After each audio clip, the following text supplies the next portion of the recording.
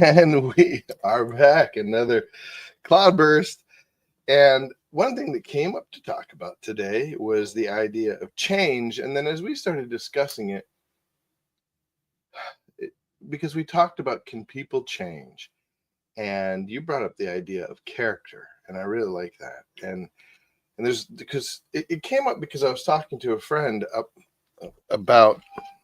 Sorry, guys, forgot to put that. Testing. I was going to, or I was talking to a friend about personalities because they were sort of against sort of personality indicators, personality pigeonholing, that sort of thing. Yeah. And then I brought up, well, what about the fact that we believe in constancy, that truth is constant, that people are constant, and can't you believe that those fall in various categories? And it got me got me thinking about whether or not people can change. And that's a topic that came up, in my psychological studies in school. Yeah, well, you have been a counselor. I assume that you want people to change. You expect people to change. You certainly hope for people to change in good ways. Well, I guess we have to define change, Well, something different than used to be. Yeah, but I mean, it's something complex. For a person to act differently? Well, that's the question. Is it the behavior? Do you want somebody's mind to change? I mean, typically with counseling, you're trying to get their thoughts and beliefs to shift at least a little bit. Going back to what you said, people, we believe that people don't change, or people are constant. No, only God is constant. In fact, man is inconstant. We are always warned by the Bible and by poets that man is inconstant. You think you can trust someone, and then at a key moment they fade away, or they fold, and it's proverbial that man is not trustworthy as God is. God is always the same, today, yesterday, today, and forever. And tomorrow. God is the same. God is the same. You understand that the God that my fathers, my grandfather, his grandfather, that they believed in, the Jesus that they worshipped and believed in, is the same person. The same person. I mean, kind of. We don't completely believe. I mean, listen to this. You think that Jesus was the same before he was crucified and after he was crucified? It's the same person. Okay, but that's different body. A different body. Well, I guess that gets down to the idea of what does change mean.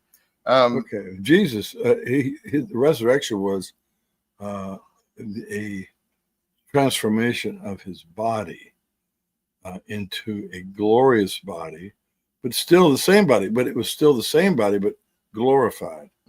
But his person was still the same person. Right. I don't think he was a new person. But he still changes in the sense of he's not always a monotone one note, right? God still changes. Well, what we see of people, what we experience of them, how they affect their life, that changes. Otherwise, we don't want people to be monotone. We don't want people to be the same every time we're with them. Right. We hope that they'll be. That's how people are exciting or interesting, because you're not quite sure what they're going to say, or how they're going to act, but you have an idea that you're not. Yeah. For example, you have good friends in the church. You have brothers and sisters in the church. You have expectation that at the dinner, you have a dinner and you have them over, that they're not going to suddenly curse, say something really nasty. Yeah. You have an expectation. Right. Now that might happen. I know it has happened, but it might happen, but we don't expect that. Right.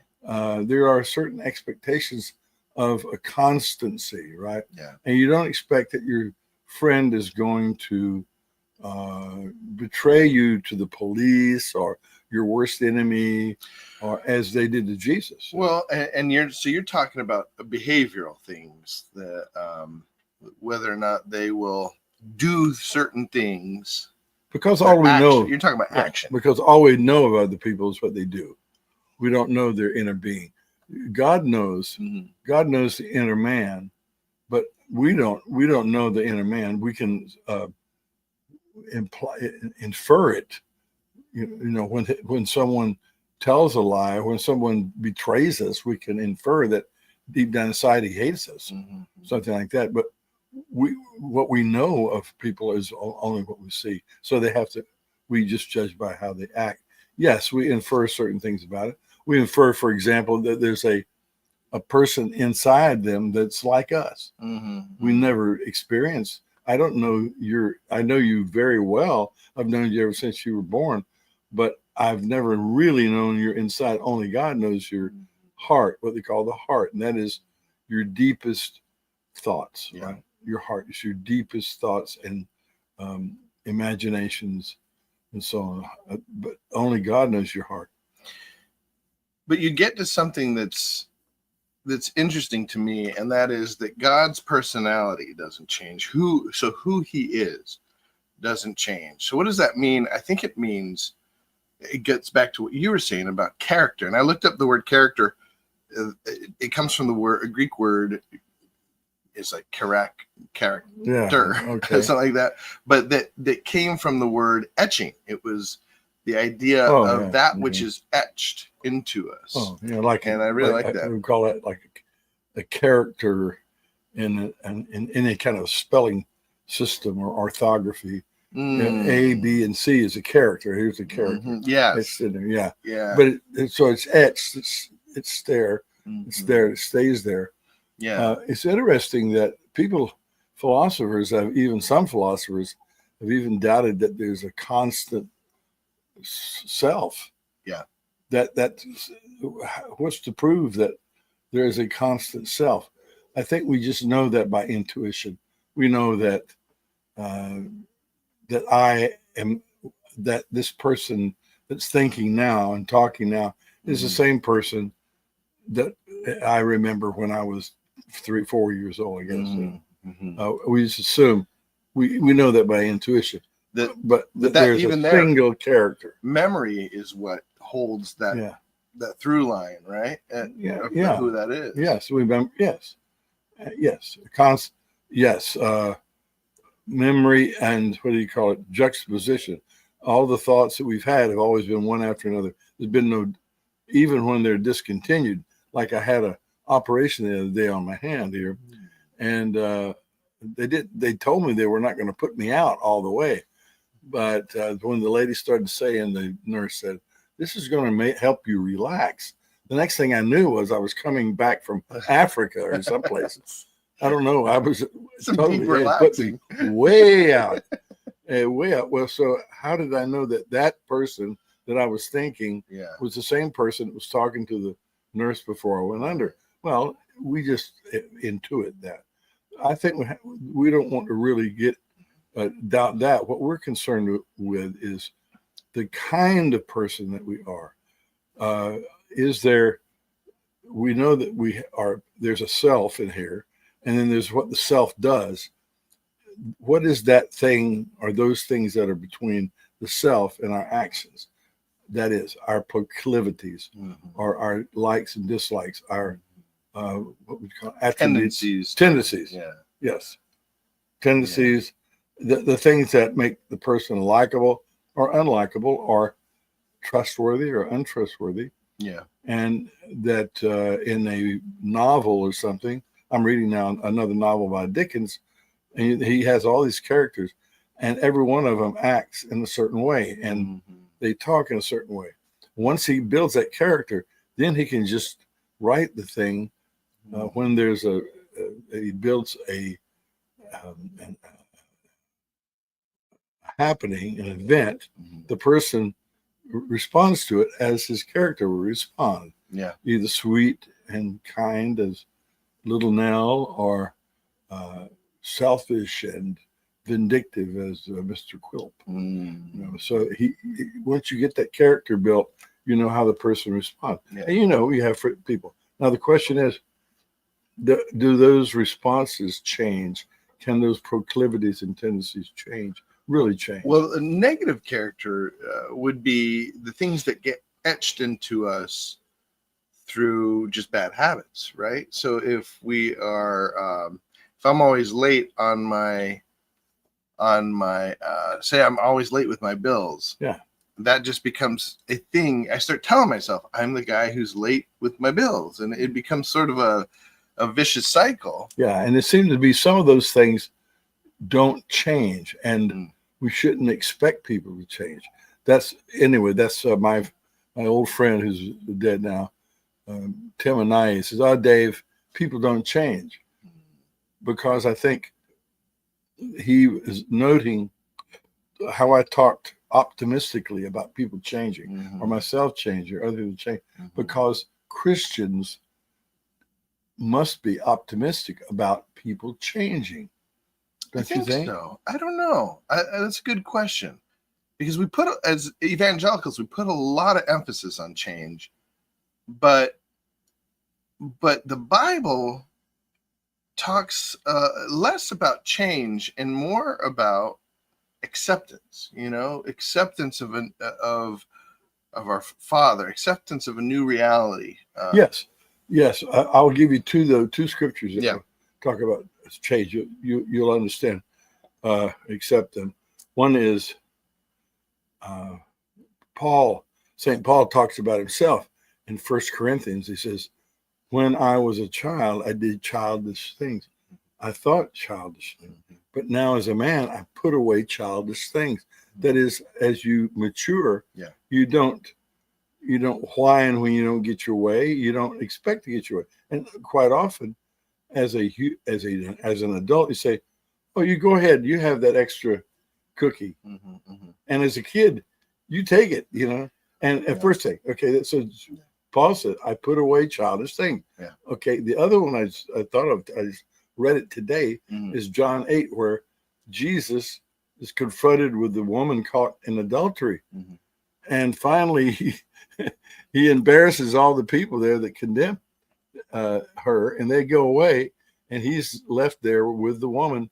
He's embarrassed, I think, as he should be, because they caught her in the act of adultery.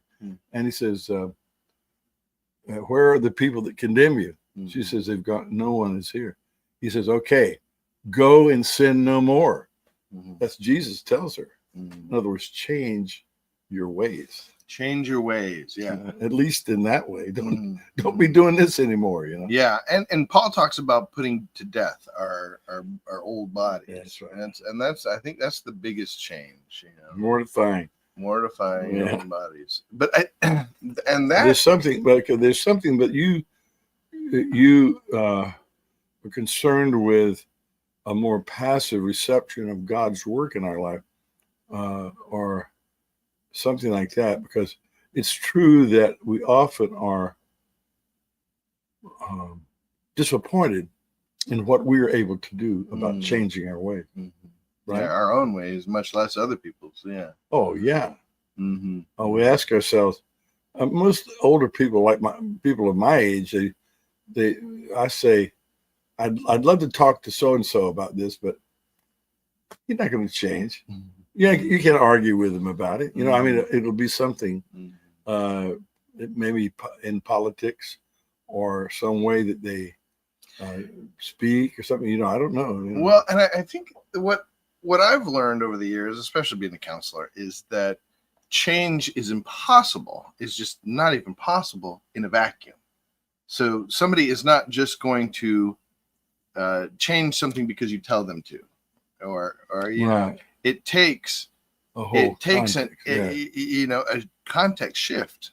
It takes a motivation shift. One of the things I learned is motivation is the biggest ways to get to understand. In understanding change, you have to understand motivation. Why are they doing what they're doing? And And because if somebody is constantly hitting their head on the wall, let's just take a thing, constantly hitting their head on the wall because they believe it's healthy, the way to change that is to show them that it's not healthy. Right. However you may do that, but it takes a context. If you just tell them in a vacuum, nothing is true, really, right? In a vacuum, truth is dependent on the relative nature of other things. Yes.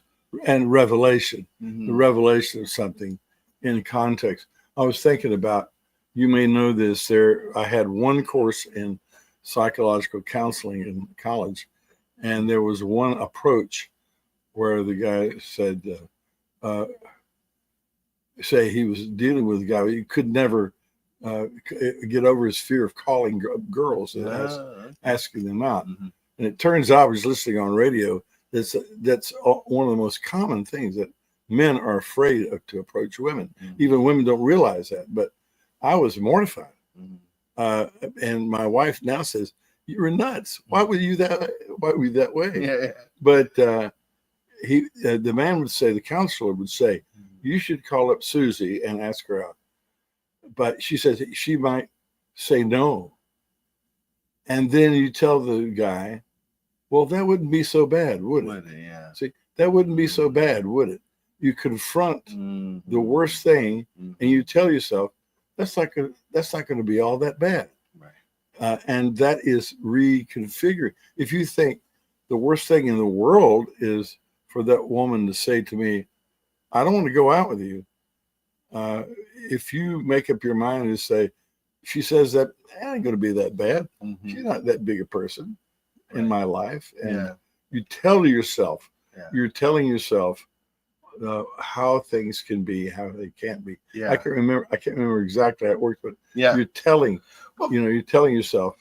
So that goes back to, remember when we were talking about pain, one of the things I wasn't able to really think through, and I still haven't really thought through it, but the idea of how pain in a vacuum is nothing, right? But right. And then pain Terrible. in context, but I mean, what you're talking about, exactly, like the pain of calling that that wouldn't be so bad.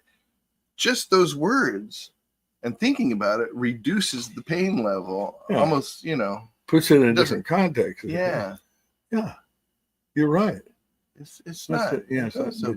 You're putting it in a different light, right? Yeah. And it's a revelation to you. And that's really what we're talking about. Is there, how often can we expect true revelation to people, to ourselves, to other people, when a person says, "I never thought about it in that way"? Of course, in my whole life, I've argued with people. I argued less now than I ever have. But when I was a young man, I'd argue about anything. Yeah, and then somebody said, "Guess what? Some people thought the world was flat." I said, "Well, it looks flat to me. Who's to say it's not?" I mean, I would argue about anything like that, anything. And but people, of course, arguing with people is one of the most frustrating activities you can have, because people just don't come around. You don't ever see that revelation. You want them to say, "I never thought of it in that way, Dave. Thanks for enlightening me." That's what I wish. But usually you just have to go away thinking, "Well, I told him," but whether or not they changed, that's what you're talking, counseling and so on. And and it goes back to something we talked about. I forget when we talked about this, but I brought up the idea of the book Getting to Yes, and how nobody wins when both parties takes a stance or a position. People win when we understand each other's interests, and so listening is figuring out what are their interests really. What are my interests? Because often those interests are compatible. Positions are incompatible. I'm over here, you're over there. Yeah. You either come over here or we're not going to, but interest. Do we have a common, can we share a common interest? Yeah. Like, or are they compatible? Sometimes interests are compatible, even though they're not the same, Oh, yeah, that's true. Yes.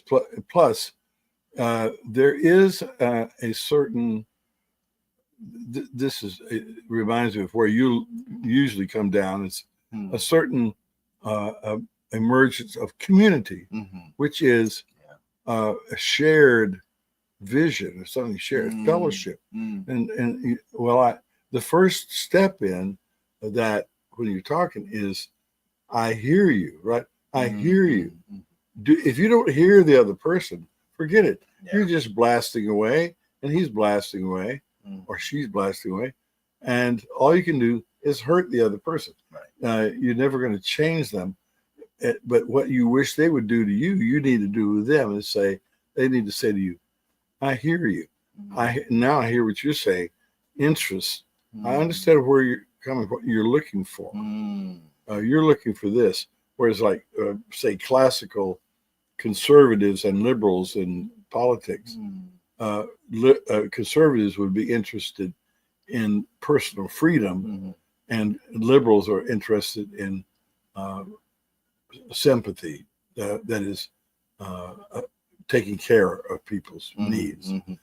Sometimes and they just bang heads over that. Yeah, because their interests are not incompatible, but they're just different. So you're saying if you can understand people's interests, you get closer to cooperation. Yeah, I guess I think about it because we have a friend that he said when you go to a friend of Paul and I, they worked with Paul, said when you go to a trailer park and people aren't paying rent, they're not going to all of a sudden start paying. He said just evict them right away because they're not going to start paying rent. And on a business level, that's right. But, on a human level, as a Christian, I think there is a duty to look into, or to ask questions, to go and find out, to be more inquisitive. And, but what is it, like a detective is investigative, to be more investigative and say, well, what is motivation behind not paying rent? Otherwise you're just going into it with you and your interests, and that doesn't take you very far. We understand that as a mature person, especially as a Christian, the more we care about other people, really care about them, that is, think about their interests while we're not thinking of ours. That's hard, right? That's hard to do. Yeah. Let me just think about what their interests are. For example, Paul going to a new tenants of a new trailer park, going to meet them. What's on his mind is, how can I get them to pay the rent? Yeah. But what he has to do, if he's interested in real change, is to hear them, look at them, and figure out who they are and what they're interested in. If they can meet somewhere, and that person if they, of course, it would be wonderful if that person could see, say, Paul as the new landlord, could see that person as a possible friend and a helper. Yeah. So. Well, I mean, that's where boundaries get sticky in business. Because one of the things that we were taught, I was taught in my practice as a counselor, was that the biggest leverage we have is relational leverage. And so forming a bond with somebody, people are not going to take advice from, they're not going to hear any kind of alternate timeline, alternate opportunities of what to do if they don't care about alternate scenario. Yeah, they're not going to be able to see it or hear it from somebody they don't care about. Right. But if they do care about somebody, it's amazing what we'll do for people we care about. Because they'll be more vulnerable. They can be vulnerable, but if they've got their armor up, as a tenant would have to a new landlord, right? They're going to want to put you off, right? Put you off. But think about it. Go back to what Jesus said and how he said it to the adulteress, the lady. He looked around and there was nobody condemning her because what Jesus did. And that woman who was in bad shape, They wanted to stone her. And he stands up, and now she's free of that. And he says, basically, he says, is there anybody left around here that wants to stone you? And she's thinking, no, thanks to you. And so then he is able to say to her, well, you go and sin no more. And he could say, as he did to other people, else a worse thing come. Otherwise, a worse thing will come upon you. Yeah. Well, the other big motivator, there's the leverage of relationship, but there's also discomfort is the number one way. Is the only way people really change. Is if they're uncomfortable, they will change to be like we learned in the Army. If we didn't do it, got real uncomfortable. Which is why, in business, you say, well, you're evicted. That is a consequence that makes you uncomfortable. Now you might, and makes the next door neighbor uncomfortable too. yeah. They decide, oh, I better pay my rent. But being uncomfortable, and I think in the end, it comes down to what draws us on is other people. What relationship with other people helps us, gives us a vision of what you're saying, like the alternate. What was it? The alternate scenario. An alternate scenario alone, or in a vacuum, is scary. It's hard. Yeah, it's very hard to, because we start with something that we see, hard to get rid of it. It's hard to say, well, maybe things can be different. Maybe let me look at it this way. You need somebody else. It's so wonderful to have a wife.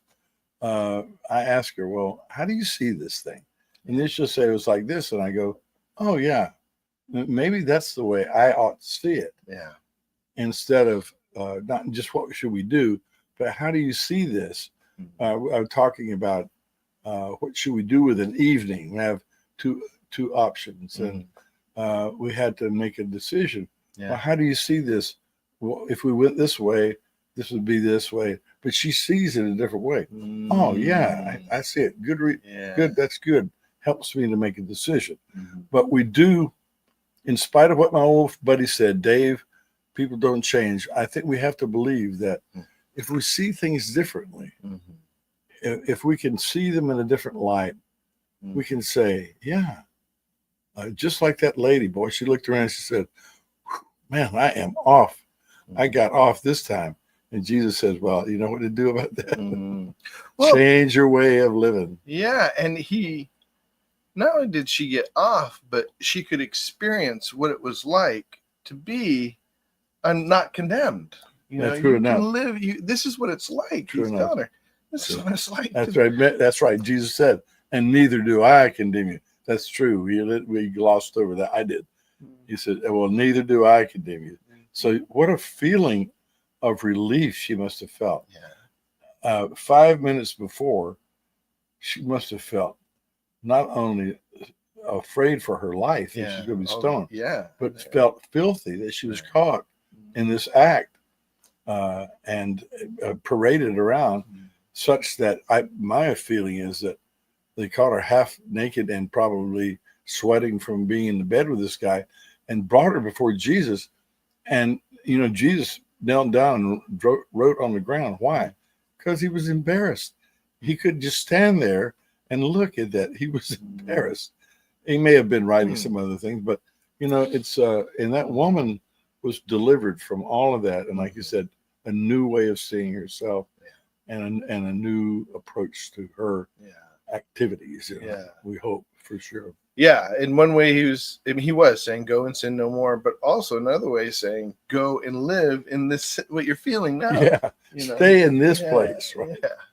Good. Yeah. That's good. Stay in this place. And so that is we've taken up all our time, but I think we do need to create that space for each other, and think about that. Go and continue in this space. And that's what the kingdom of God is, that space of generative life outside of sin. Where, like you say, we're not sinners because we live in a new life. We've put that sinner person to death. And we don't want to assume other people either. Yeah. We want to, as Jesus did, incorporate them in a new kingdom. Mm-hmm. You know, non-judge. You know, I'm not judging you. Mm-hmm. You're not judged. Mm-hmm.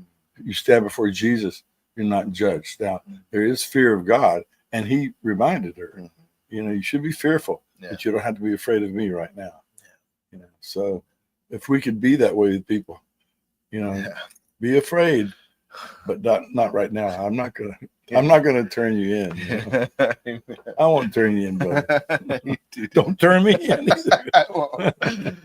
All right. Thank you, everybody. We'll see you again next week. And we hope you got something out of that. Feel free to leave it. Often people do come by and leave little comments. We appreciate those. Maybe one day we'll just go over all of them. Yeah. After you think about it a little bit. Yeah. Have a great day.